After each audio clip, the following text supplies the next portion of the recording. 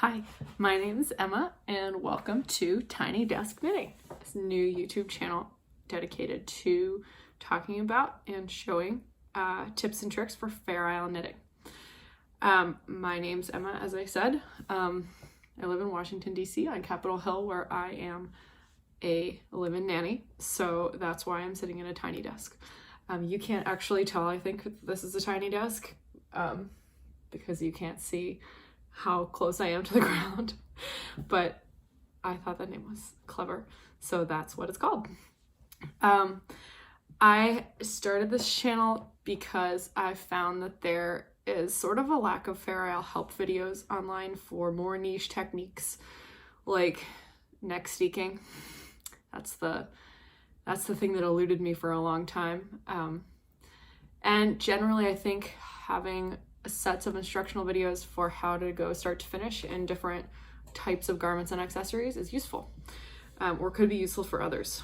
And I love Shetland wool a lot, and I really want to share this wealth of knowledge and interest with you. So generally I think this series is going to involve a lot of things. I'm going to be knitting my way through Fair Isle Weekend by MJ Mucklestone. Here it is. Throughout this year. I've started already, but I'm like recording this on my iPhone. I don't actually know if you'll be able to see this mirrored or in real where it really is. You know, like you'll be able to read it. But this is a new book that came out last fall. Published by Lina Publishing, it says right there, where you can see the L on the side. So it's not very big, just has 8 patterns. And when I found out that it only had 8 patterns, I was a little sad, and then I got it and I was like, oh no, those were 8 really good patterns. And I think 8 good patterns is probably better than having 16 or more patterns that are not as good. So I want to knit all the patterns in here, so I've decided to do that throughout this year. And I've already knit a couple of them, and I will be sharing those with you. And as I go, each one will either have a series of videos showing you how to construct it if it's a garment, or 1 or 2 videos just on like choosing wool, putting together colors, etc., and then like what it looks like when it's done. So another thing you might expect is how to edit garments, so like, or accessories. Like let's say there's a tam and you don't wear tams, you would rather wear a beanie. So how do you take that tam pattern and make it into a beanie? My main advice is to start by knitting a pattern as it is, and then a bunch of times, not the same pattern, but knit a bunch of things as they are, and then realize how to,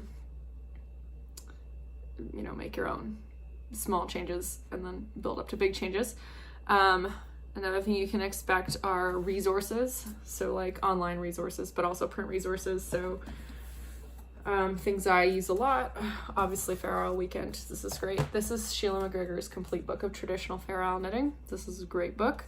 It has a lot of pages of actual charts and lots of pictures, and it's very useful for designing your own things or editing garments or accessories to put your own spin on them, use your own charts. Things like Shetland Wool Week Annuals, this new Shetland Wool Adventures Journal. This is awesome. Really excited that this is going to be a regular publication. Marie Wallen, this is a great book. Although I do find that some of you may have knit Marie Wallen's patterns before, you will find that her garment patterns are mostly knit not in the round.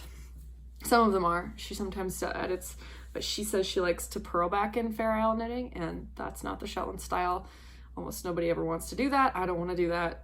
So that's a good way to learn how to edit a pattern. How do you go from a flat pattern to a round pattern? How do you make your own edits so that you can then have your own pattern that you're comfortable with? I will talk about ideas for scrap yarns, like when you're done with a garment or an accessory and you've got, like Fair Isle has lots of colors, you might have leftovers. How do you use them? There will be a lot of talk about color. I have a really big bag of Shetland wool with a lot of colors in it, and I find it daunting to choose. There will be some information about Shetland wool producers and yarn substituting, like the difference between Jamieson and Smith 2-ply jumper weight and Jamieson's of Shetland Spindrift.